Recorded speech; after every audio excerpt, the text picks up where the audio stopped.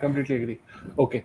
After that, I think Masha Win is international user. She is not from India, so she's asking, "Hello, I am a beginner for SOAR. Where do I start from the scratch, like zero to hero?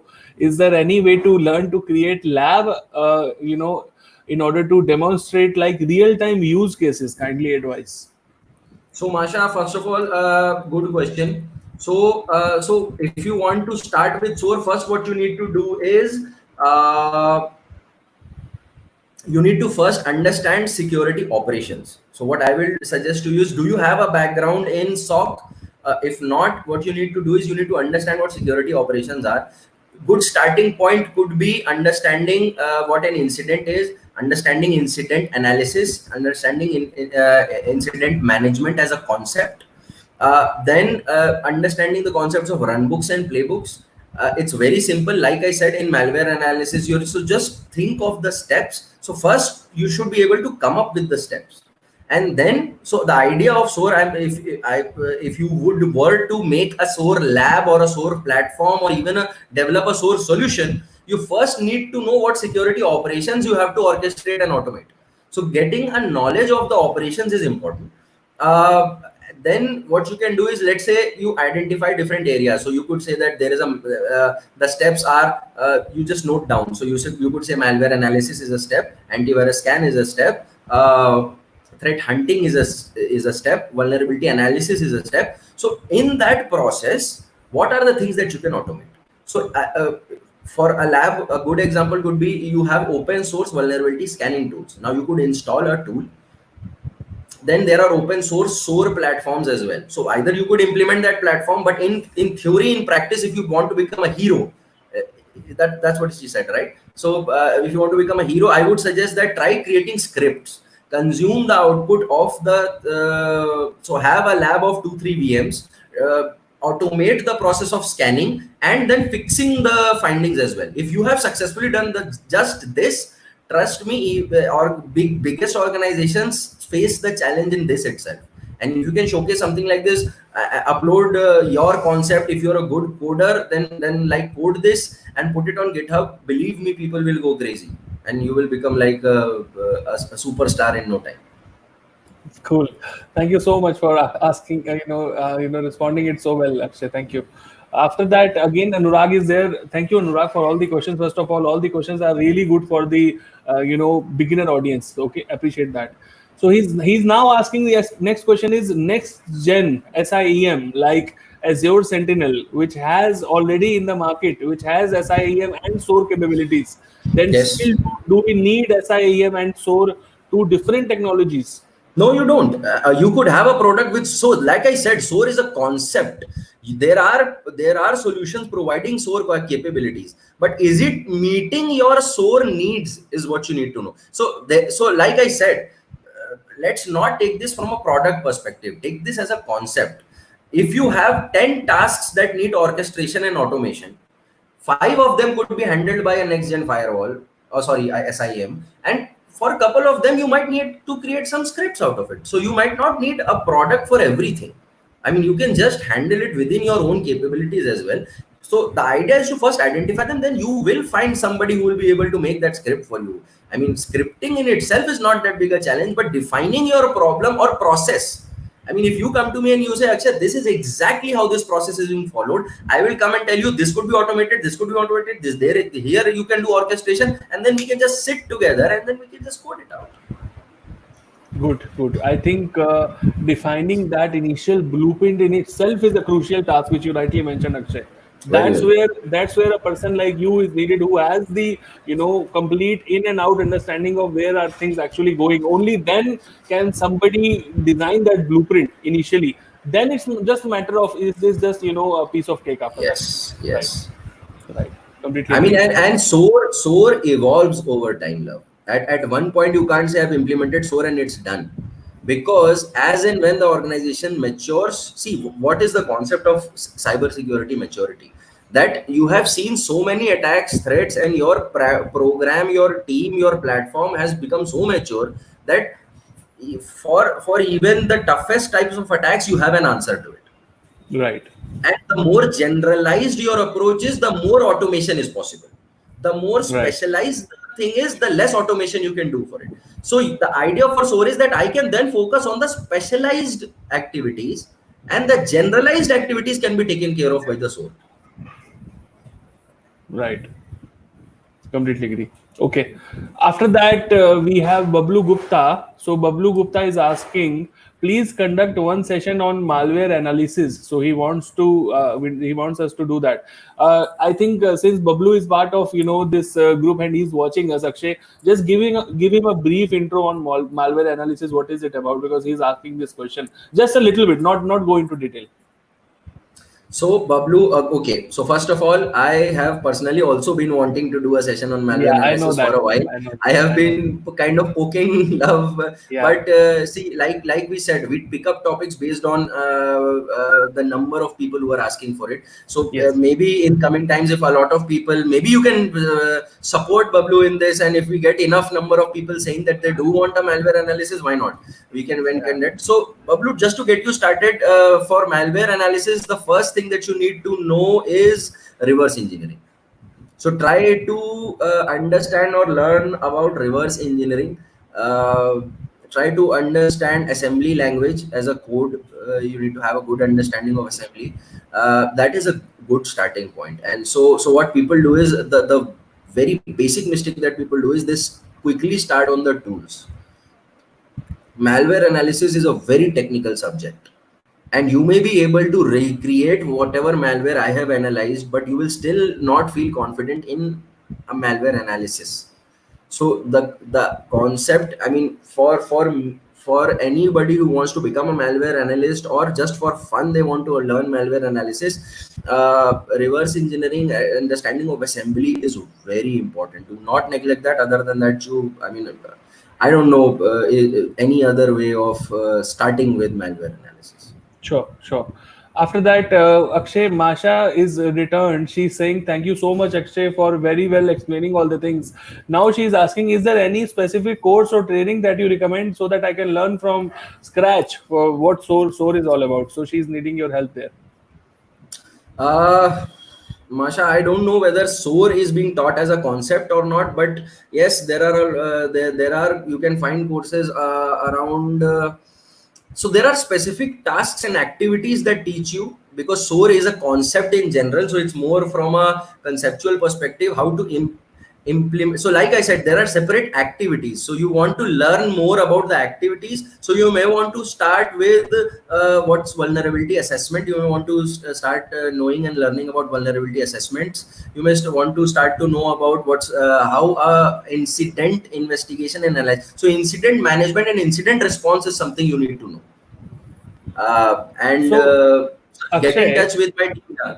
yeah, this is what I was about to say. I think you have some courses which will actually not cover SOAR, but in some kind of initial environment, she can get that learning So what which you she is need to aspiring for. know, Yeah, what you need to know for SOAR is what my team is good at. Obviously, we can yeah, discuss SOAR as well. So I think there will be a link and description of our email, where you can get in touch. So do drop us a mail. Maybe we can sit and talk and discuss on any specific training requirements, or in general, just talk about what you need, and maybe it's us or any other open resources, or something you can start with on your own.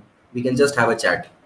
yeah. I Masha, hope that so helps. the link is there in the description of this video. You can actually call them, email them, whatever you Just want. Okay. drop an email, and we can start a conversation at least, so that we can Sure. get a better idea, because I might not be able to understand where you're coming from in this Yeah. session itself. So Yeah. that Right. makes more sense for me to be able to give you a better informed answer. Sure. So after that, Muzaffar is there. So Muzaffar is asking. So this is what his understanding is. Okay, Akshay. So he's asking: is then SOAR totally depending on SIEM directly? If SIEM is tampered, then SOAR can also go in the wrong path. Yeah, so I mean, if your source is tampered, you have to believe your source, man. I mean, I could tell you a couple of ways in which you can evade this, but yes, at some point you have to trust the source which is. So let's say your threat feed in itself is bogus, then if you're depending on the threat feed, right? You're depending on that information to know, if I give you the wrong IP address as the malicious IP address, then you will, so SOAR in itself will not judge. The SOAR in itself does not have threat intelligence capabilities. So that's why SIM with SOAR capabilities is what you want to go for. But yes, if your threat feed is bogus, then how, I mean, that's to say, then that happens for anything. I mean, if your vulnerability scanner is giving you a wrong finding, so you can go ahead and validate it. So yes, so a good point from here is, so you need to govern and check your SOAR functionality as well from time to time, whether actually the automations are happening in the right fashion.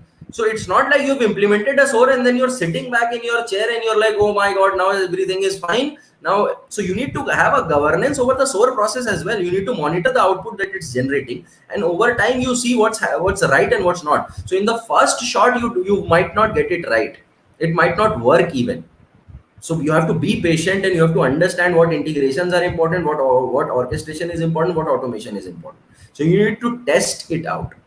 You could have a sampling. You have to validate the first couple a lot, for you have to monitor that SOAR operations for a while, for you to then leave it to operate and function on its own.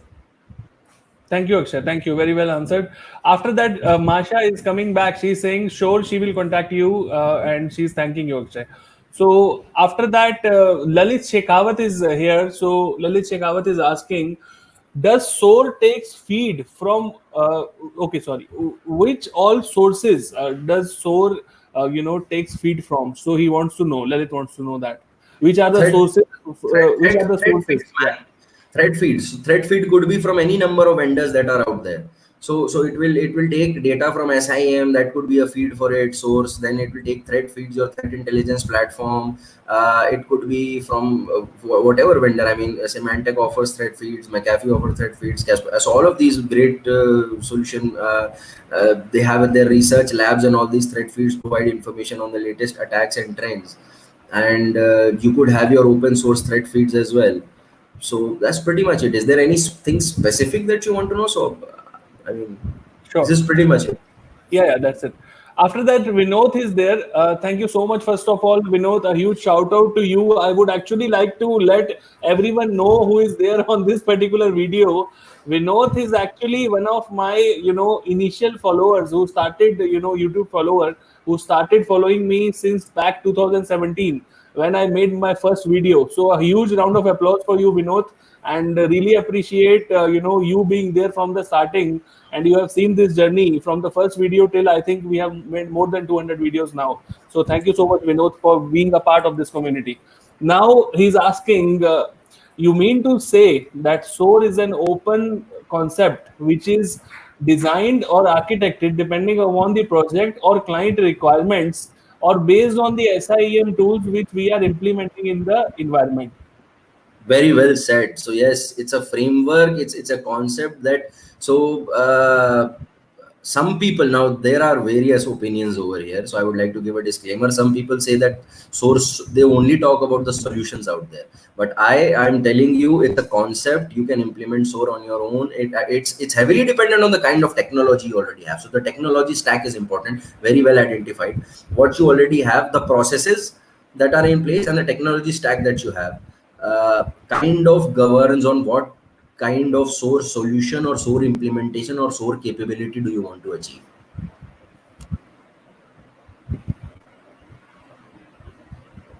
Okay, so after that, Muzaffar is there.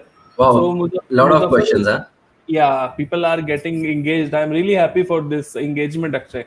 This is why we are putting all this effort. This is why we are helping all these people, because they are engaging, and I really like that. Admire all the questions. You can ask, as I said, you can ask even anything apart from what we are discussing here. We are here to help you out, guys. This is not a session where we are pitching you a sales pitch, right? So feel free to ask anything and everything related to information security. You will get an answer, that's for sure. Just as a matter of fact, only we cannot answer if our electricity goes down. Otherwise, we'll try to answer as many questions as we can.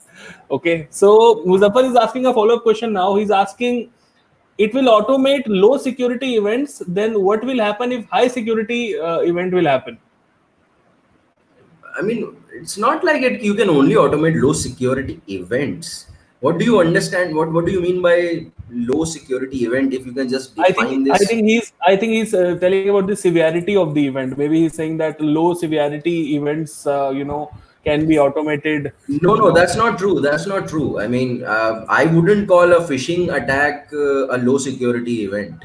I would rate phishing very high because most of the malwares and ransomware are distributed through phishing emails, and it is still very damaging. It comes in the top 10 cybersecurity threats to any organization, and you are putting orchestration in phishing analysis and phishing attack prevention. So for in fact, it works for high criticality attacks or threats as well. so just to add to that, Muzaffar, I don't think there is any such segregation, that you are putting in. You can actually architect it as per your requirements. That is what is all about, which I have understood in the last half an hour. Because before that, when I was not having any understanding, I'll be completely honest with you all. So So then that's a good thing. Then we took this topic today. Huh? yeah, absolutely. I will be honest here. See, not any, everybody cannot have everything in them, That's So this is something that I was also hearing for the first time. That's why I was also excited.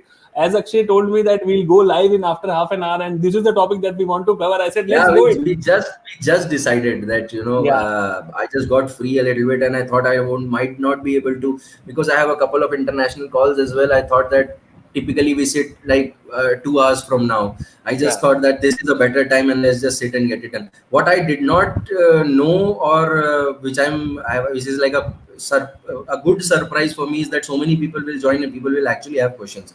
But I thought that it'll just go like a talk, and then we'll just go off. So I mean, great guys. The enthusiasm level and the curiosity level in people is amazing, and that's yeah, kind of the driver for and more such videos. So right. like I said, I mean, do post topics that you want to know more about as well. Yeah. It's all driven by you folks. It's all driven by you folks. Trust me, it's not driven by us. So Right, yeah. right. Muzaffar is thanking you, Akshay. He's appreciating all the efforts that you have put in answering these questions. Anything before concluding the video, Akshay? Anything you would like to say at the end note? Yeah, so I would say that. One question is that when should I go for SOAR? I mean, that kind of answered in at multiple times. Is you could perform bits pieces of automations. You can test out. First, you need to make sure that the current processes in themselves are streamlined. Before going in for SOAR, make sure that Right, you have a greater visibility, a granular visibility into all your security operations, right, and then go first understand your expectations from a SOAR, and then evaluate all platforms against your expectations. Talk to a consultant. There may be more than what you know that could be automated or orchestrated.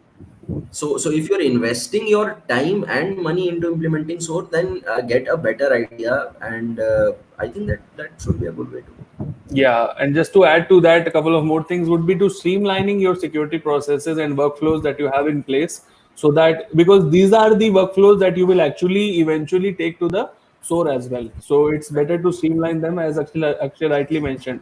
So in case of any more queries, in case of any comments, feel free to comment in the comment section of this video, even after we post this video. Okay, so that we can answer them in the follow-up sessions.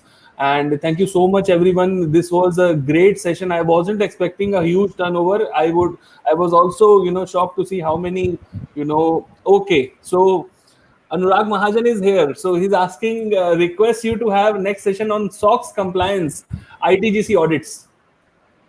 Okay, we can do that I think at I think some I think point. we did discuss it last time. Actually, I did say that I'll do it on socks, right? When you said that let's go one by one. Let's say we first go SOC for 1, socks, SOC SOC 2, 1. SOC 3, and Yeah, then then SOCs. socks. Yes, I So think yeah, we've so covered the yeah. SOC. Yeah, and we So could do that. Anurag, this Why not? was in our agenda as well. We did discuss this socks thing. So don't worry, socks is something we can cover easily. Okay, and I was already prepared, but that day we only touched upon SOC 1, SOC 2, SOC 3. So yes, never mind. We'll cover this. And as I was just saying, just be a part of this community. Just try to spread these videos. Just make this awareness public, so that all the people who are getting these doubts in their minds can get these questions answered, and this knowledge spread can actually happen. If we will only join these sessions and try to, get these knowledge to only ourselves, it is of no use. Just try to spread this knowledge as much as you can. That's why we are doing all this, guys. And thank you so much for tuning in, and stay safe. Thank you. Bye bye. Bye bye. Bye, Akshay.